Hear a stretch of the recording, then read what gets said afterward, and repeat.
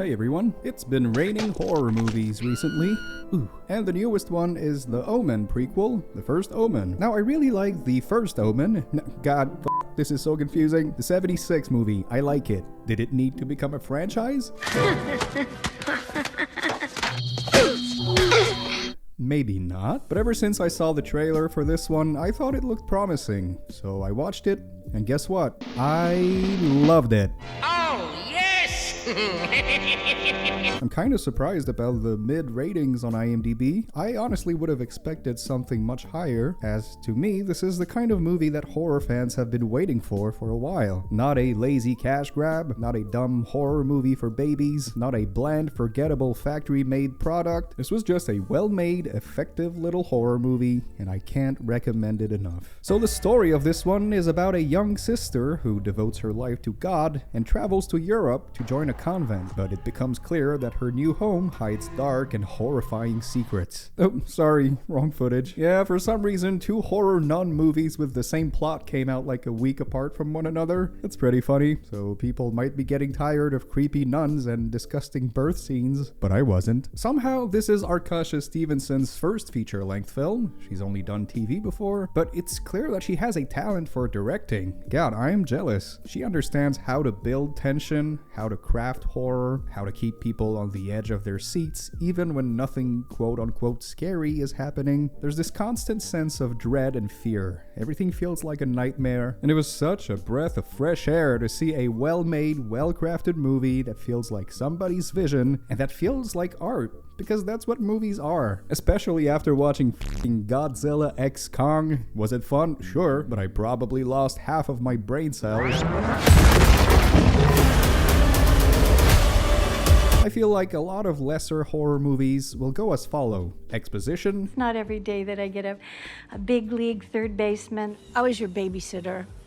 Characters having bland dialogue that feels AI generated. There's a pool. I always wanted a pool. Is that so? And then, loud jump scare.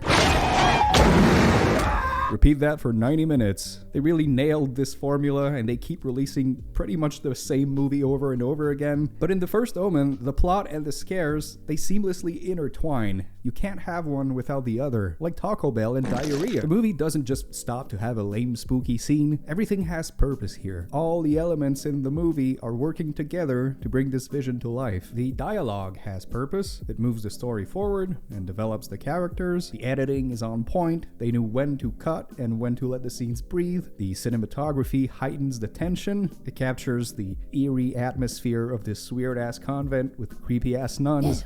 Hey, that's rude. You can tell that every shot and every frame were planned and crafted for a specific reason. Forget about boring shot reverse shots. The visual storytelling here is immaculate. No, not you. Get out of here. The music and sound design. Mwah, chef's kiss. They're like characters in the movie. They bring life to this nightmarish world. And the acting is on point. Nell Tiger-Free has so much on her shoulders for this film. She has to be vulnerable, likable, traumatized, scary at points. She goes through it all. Ultimately, she's very human. She's not a stock Hollywood character, but a real, complex, and conflicted person. And it's been a while since I've cared so much about a character in a movie. There's a couple scenes in there that could have come off as silly and dumb looking, but they just work. One in particular involving someone in front of a car, and it's a very long take. Man, my eyes were glued to the screen. It was so great. One of the highlights of the film for sure, but with less talented people, it could have been awkward and bad. It's almost as if cinema had a certain language, and when it's not understood, we end up with trash. Shocking, I know. Here's a little tip though, maybe don't buy popcorn for this one, because there's some pretty gnarly stuff in there. Lots of gore and troubling imagery. In particular, there's this scene that involves a hand.